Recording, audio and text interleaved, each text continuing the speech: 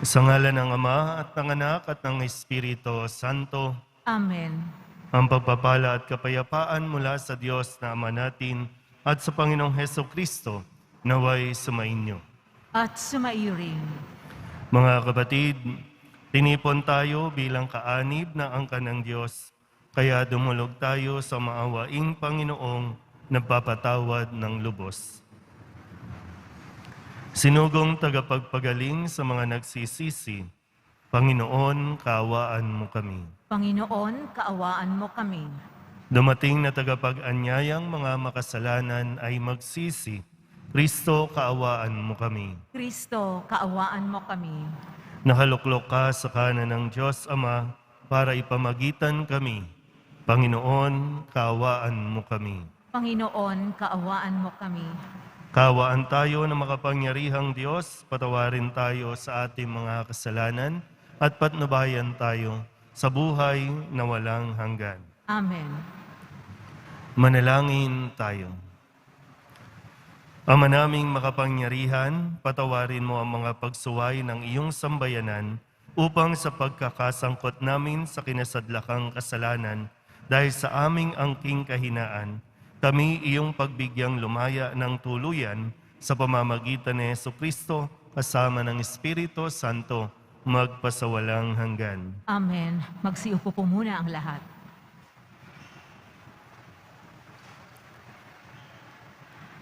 Pagbasa mula sa aklat ni Propeta Jeremias.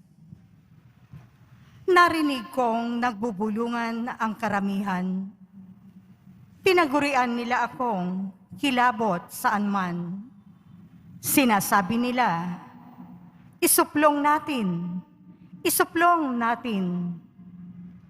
Pati matatali kong kaibigay naghahangad ng aking kapahamakan. Wika pa nila, marahil ay malilin lang natin siya.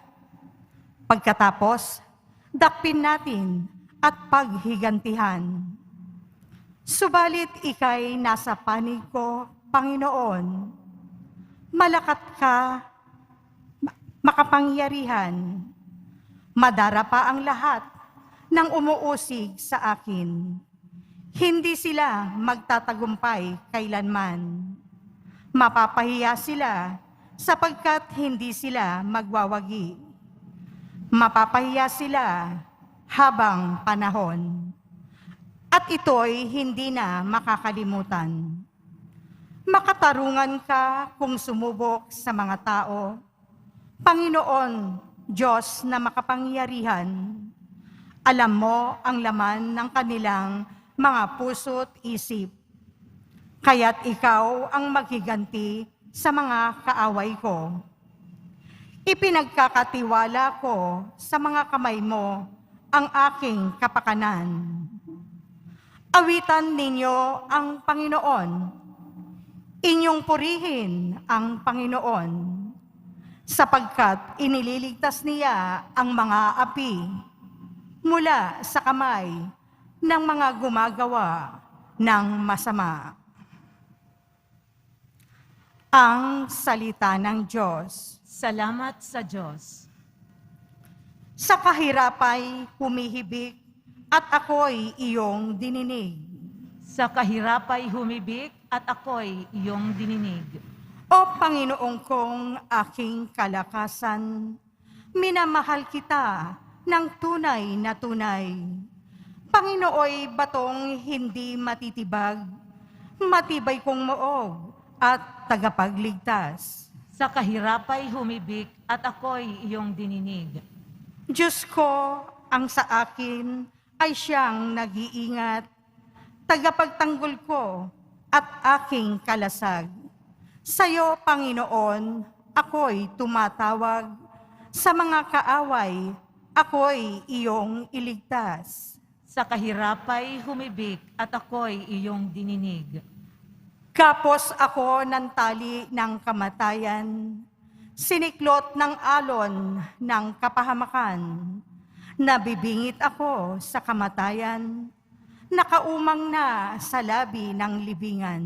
Sa kahirapay humibik at ako'y iyong dininig. Kaya't ang poon ay tinawag ko. Sa aking kahirapan, humingi ng saklolo. Mula sa templo niya, tinig ko'y narinig. Umabot sa kanya ang aking paghibig. Sa kahirapay humibik at ako'y iyong dininig. Tumayo po ang lahat.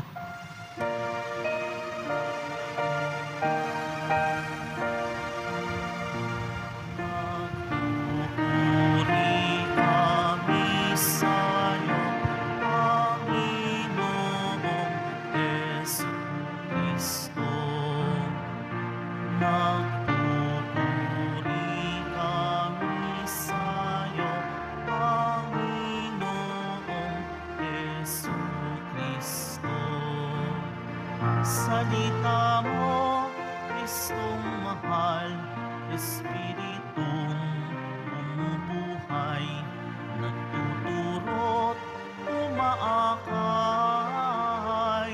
sa nagnanais makamtan, ang langit na walang hanggan. Nagpupuri kami sa'yo, Panginoong Jesucristo. Sumainyo ang Panginoon. At sumaiyo rin. Ang mabuting balita ng Panginoon ayon kay San Juan. Papuri sa iyo, Panginoon. Noong panahong iyon, ang mga Hudyo'y kumuha ng bato upang batuhin si Jesus. Kaya't sinabi sa kanila ni Jesus, "Maraming mabubuting gawa mula sa Ama ang ipinakita ko sa inyo. Alin ba sa mga ito ang dahilan at ako'y inyong babatuhin?" Sinagot siya ng mga Hudyo, "Hindi dahil sa mabuting gawa kaya ka namin babatuhin, kundi dahil sa paglapastangan mo sa Diyos. Sapagkat nagpapanggap kang Diyos, gayong tao ka lang." Tumugon si Jesus, "Hindi ba nasusulat sa inyong kautusan, sinabi ko, mga Diyos kayo? Mga Diyos ang tawag ng kautusan sa mga pinagkatiwalaan ng salita ng Diyos at hindi maaaring tanggihan ang sinasabi ng kasulatan. Ako'y hinirang at sinugo ng Ama. Paano ninyong masasabi ngayon na nilalapastangan ko ang Diyos sa sinabi kong ako ang anak ng Diyos? Kung hindi ko ginagawa ang mga ipinagagawa ng aking Ama, huwag ninyo akong paniwalaan. Ngunit kung ginagawa ko iyon, paniwalaan ninyo ang aking mga gawa. Kung ayaw man ninyo akong paniwalaan, sa gayon, matitiyak na ninyong nasa akin ang Ama at ako'y nasa Kanya." Tinangka na naman nilang dakpin siya, ngunit siya'y nakatalilis. Muling pumunta si Jesus sa ibayo ng Jordan, sa pook na noong unay pinagbibinyagan ni Juan. Nanatili siya roon at maraming lumapit sa kanya. Sinabi nila, "Si Juan ay walang ginawang kababalaghan, ngunit totoong lahat ang sinabi niya tungkol sa taong ito." At dooy, maraming sumampalataya kay Jesus.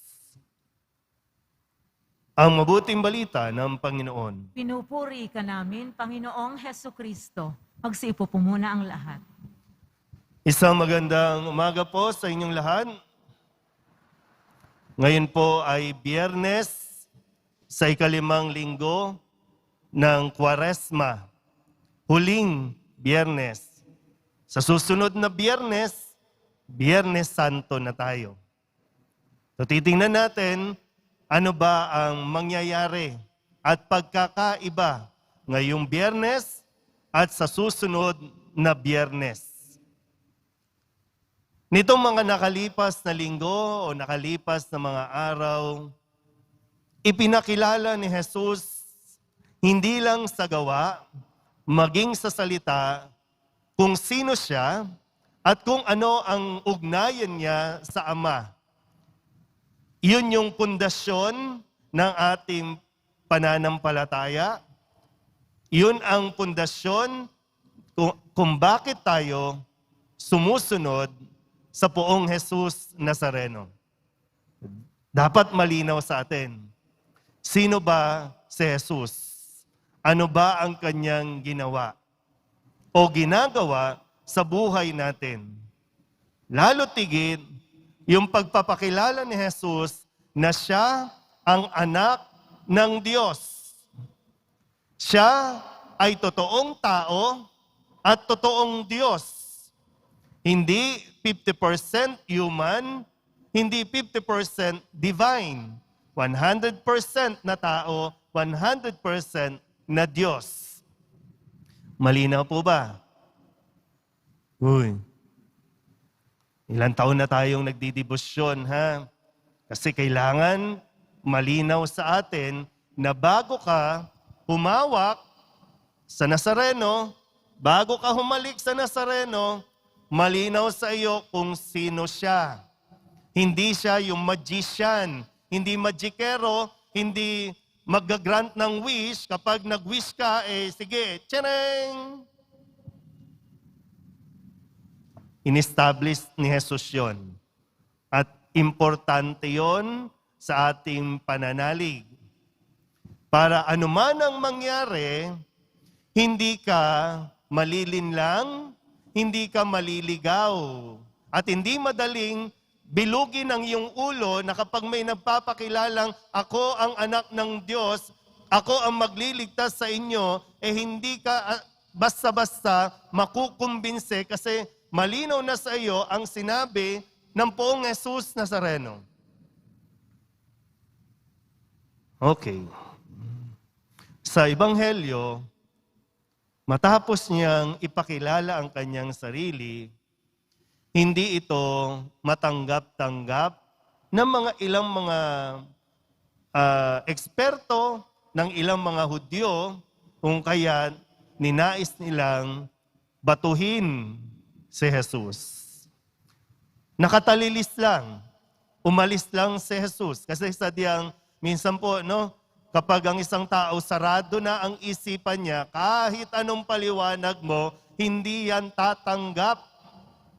Kaya sayang lang kung mananatili ka sa Kanya at pipilitin mo pa rin na maniwala sa iyo. Nag-aaksaya ka lang ng panahon.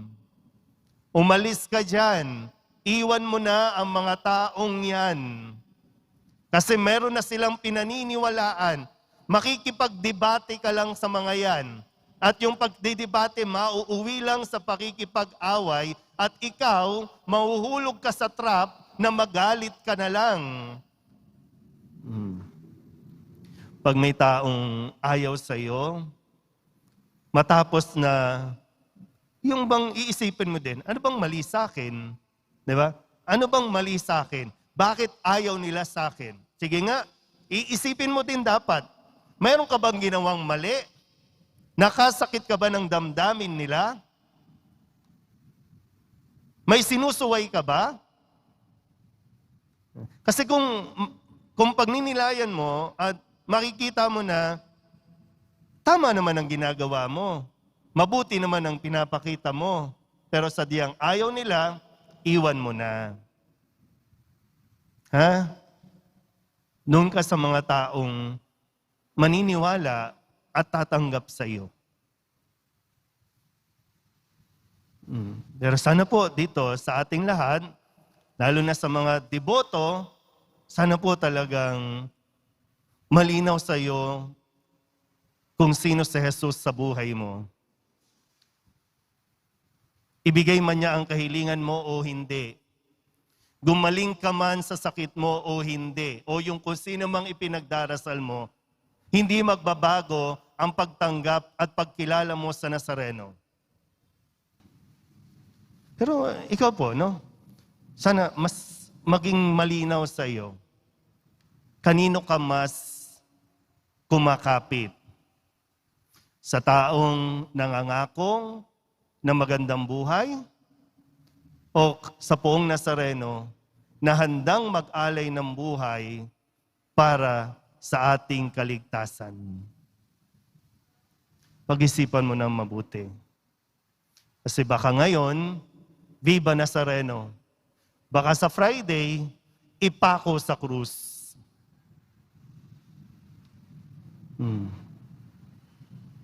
Isip na mabuti, ha? Na-deprive na tayo ng 2 taon para makapag-isip pa tayo, makapagnilay tayo ng mabuti kung gaano ba kalalim ang ating paniniwala sa Poong Nazareno. Amen?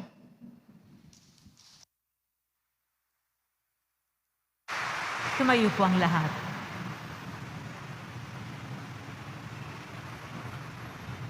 Manalangin tayo na patuloy tayong patnubayan ng Diyos sa pamamagitan ng Kanyang mga propeta upang maipalaganap natin ang mensahe ni Jesucristo.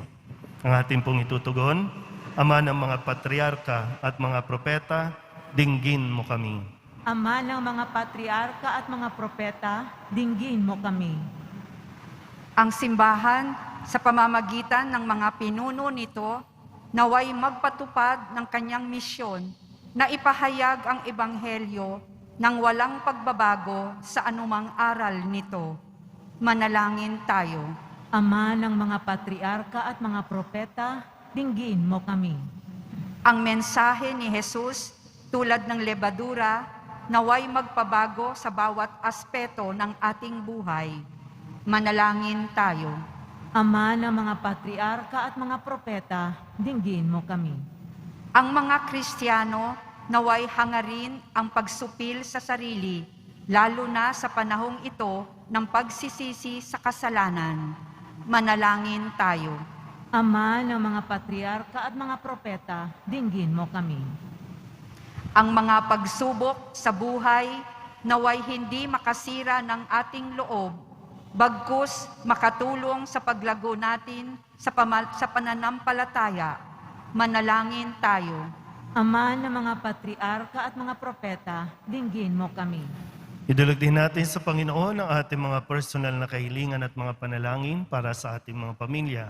Ganon din ang mga misang pasasalamat, espesyal na intensyon at mga kaluluwa na inihiling na ipagdasal sa misang ito.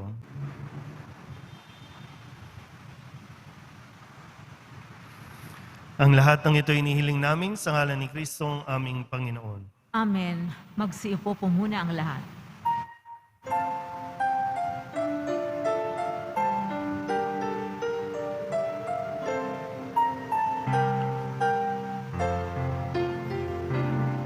Sa'yo, Ama, aming handog, ang tinapay at alak na ito, handog ng iyong bayang sumasamo, humihingi ng patawad mo.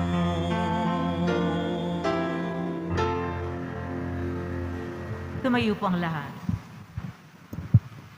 Manalangin kayo mga kapatid upang paghahain natin ikalugdan ng Diyos sa mga makapangyarihan. Tanggapin nawa ng Panginoon itong paghahain sa iyong mga kamay, sa kapurihan niya at karangalan, sa ating kapakinabangan at sa buong sambayanan niyang banal.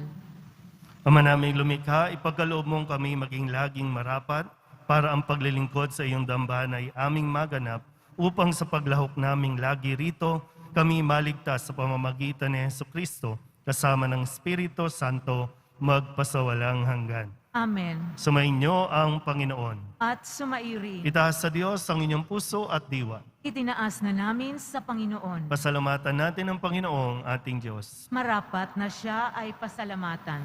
Ama naming makapangyarihan, tunay ngang marapat na ikaw ay aming pasalamatan sa pamamagitan ni Jesucristo na aming Panginoon.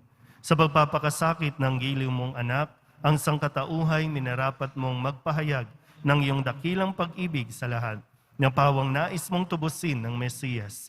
Sa harap ng iyong kadakilaan, kapos ang dila naming magsaysay, sa pag-ibig na makapangyarihang sa krus ay itinanghal. Sa krus ipinasyang patawarin ng mga tao, sa krus nagtagumpay ang ipinakong Kristo. Kaya kaysa ng mga anghel na nagsisiawit ng papuri sa iyo, nang walang humpay sa kalangitan, kami nagbubunyi sa iyong kadakilaan.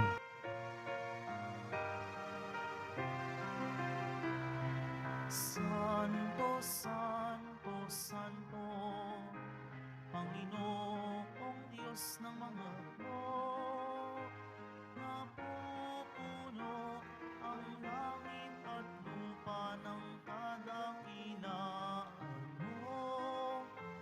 Hosana, Hosana, Hosana sa kaitaasan. Hosana, Hosana, Hosana sa kaitaasan. Pinagpala ang naparirito sa ngalan ng Panginoon. Hosana, Hosana, Hosana sa kaitaasan. Hosana, Hosana, Hosana sa kaitaasan. Lumuhod po ang lahat. Ama naming banal, ikaw ang bukal ng tanang kabanalan, kaya't sa pamamagitan ng iyong Espiritu, gawin mong banal ang kaloob na ito upang para sa aming maging katawan at dugo ng aming Panginoong Hesukristo. Bago niya pinagtiis ang kusang loob na maging handog, hinawakan niya ang tinapay, pinasalamatan kaniya, pinagati-hati niya iyon, iniabot sa kanyang mga alagad at sinabi, tanggapin ninyong lahat ito at kanin, ito ang aking katawan na ihahandog para sa inyo.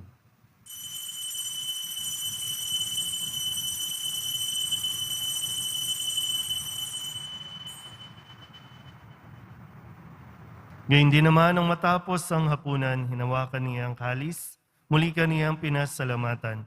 Iniabot niya ang kalis sa kanyang mga alagad at sinabi, tanggapin ninyong lahat ito at inumin. Ito ang kalis ng aking dugo, ng bago at walang hanggang tipan. Ang aking dugo na ibubuhos para sa inyo at para sa lahat sa ikapagpapatawad ng mga kasalanan. Gawin ninyo ito sa pag-alaala sa akin.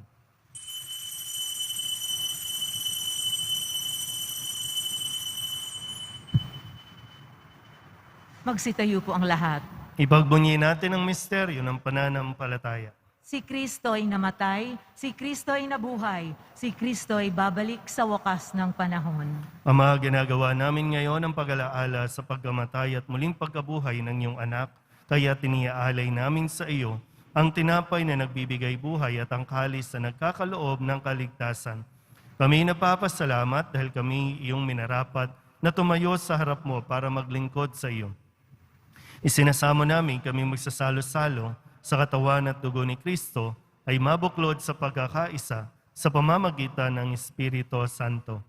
Ama, lingapin mo ang iyong simbahang laganap sa buong daigdig. Puspusin mo kami sa pag-ibig kaysa ni Francisco na aming Papa at ni Jose na aming Obispo at ng Tanang Kaparian. Alalahanin mo rin ang mga kapatid naming nahimlay na may pag-asang sila'y muling mabubuhay, gayon din ang lahat ng mga pumanaw. Kawaan mo sila at patuloyin sa iyong kaliwanagan. Kawaan mo at pagindapating kaming lahat na makasalo sa iyong buhay na walang wakas. Kaysa ng mahal na Birheng Maria na ina ng Diyos, ng kabiyak ng puso niyang sa San Jose.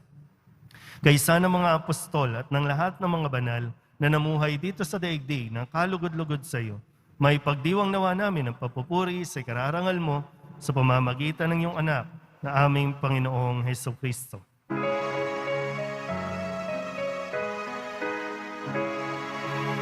Sa pamamagitan ni Kristo, kasama niya at sa Kanya, ang lahat ng parangal at papuri ay sa iyo, Diyos Ama, makapangyarihan, kasama ng Espiritu Santo, magpasawalang hanggan.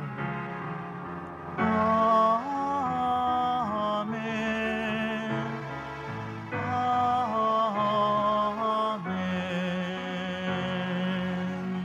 Amen. Buong kababaang loob tayong tumawag sa ating Panginoon ng Ama namin. Ama namin, Sumasalangit ka, sambahin ang ngalan mo, mapasa amin ang kaharian mo, sundin ang loob mo dito sa lupa para nang sa langit. Bigyan mo kami ngayon ng aming kakanin sa araw-araw at patawarin mo kami sa aming mga sala para ng pagpapatawad namin sa nagkakasala sa amin at huwag mo kaming ipahintulot sa tukso at iadya mo kami sa lahat ng masama. hinihiling namin kami iadya sa lahat ng masama, pagkalooban ng kapayapaan araw-araw, iligtas sa kasalanan at ilayo sa lahat ng kapahamakan, samantalang aming pinananabikan ang dakilang araw ng pagpapahayag ng tagapagligtas naming si Jesucristo. Sapagkat iyo ang kaharian at ang kapangyarihan at ang kapurihan magpakailanman. Amen. Panginoong Jesucristo, sinabi mo sa iyong mga apostol, kapayapaan ang iniiwan ko sa inyo, ang aking kapayapaan ang binibigay ko sa inyo. Tunghayan mo ang aming pananampalataya at huwag ang aming mga pagkakasala.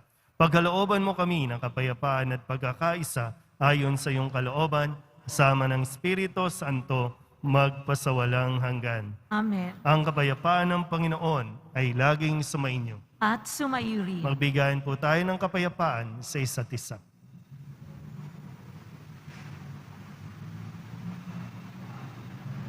Kordero ng Diyos na nag-aalis ng mga kasalanan ng sanlibutan, maawa ka sa amin. Kordero ng Diyos na nag-aalis ng mga kasalanan ng sanlibutan, maawa ka sa amin. Kordero ng Diyos na nag-aalis ng mga kasalanan ng sanlibutan, ipagkaloob mo sa amin ang kapayapaan. Magsiluhod po ang lahat.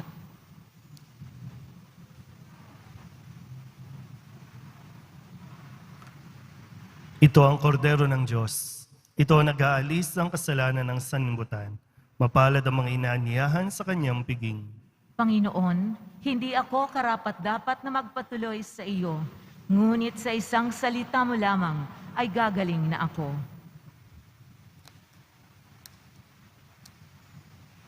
Katawan ni Kristo, Amen.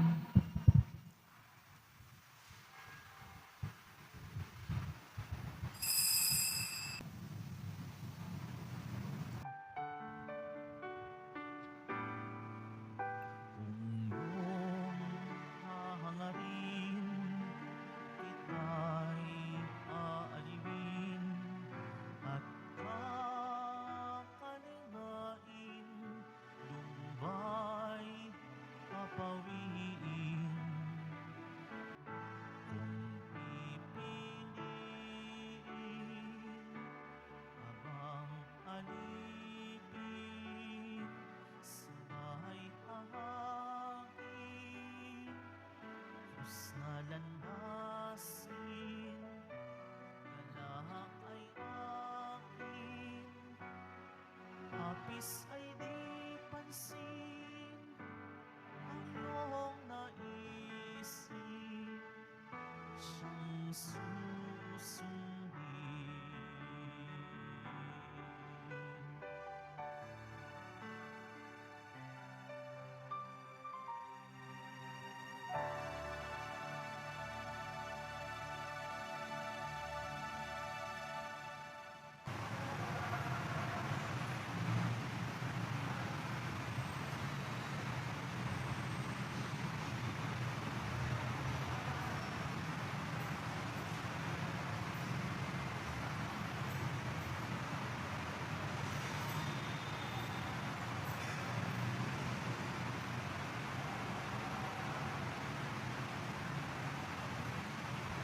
Tumayo po ang lahat.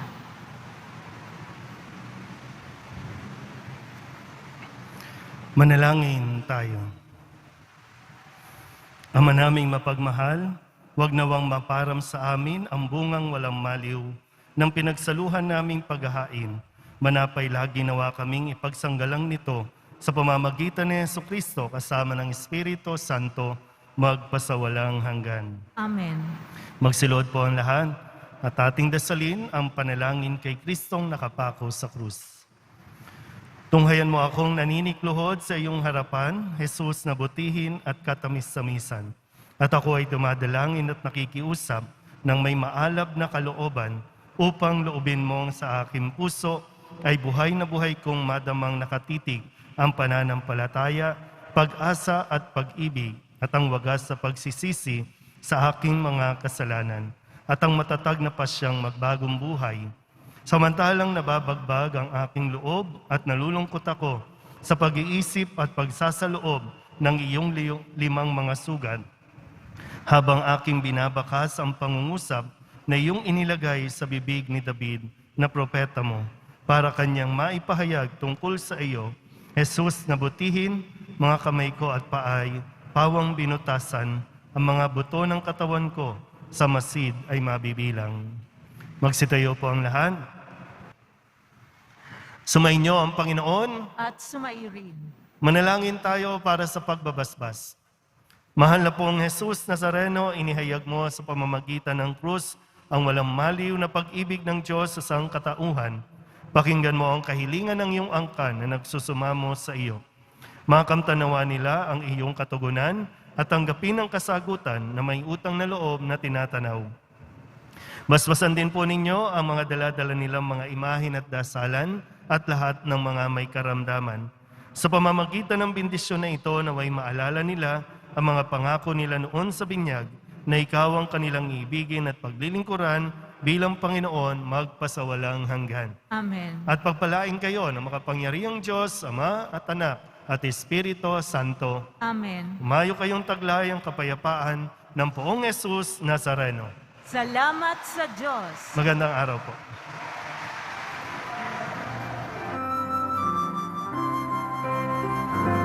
Nuestro Padre Jesus Nazareno, sinasamba ka namin, pinipintuho ka namin, aral mo ang aming buhay at kaligtasan.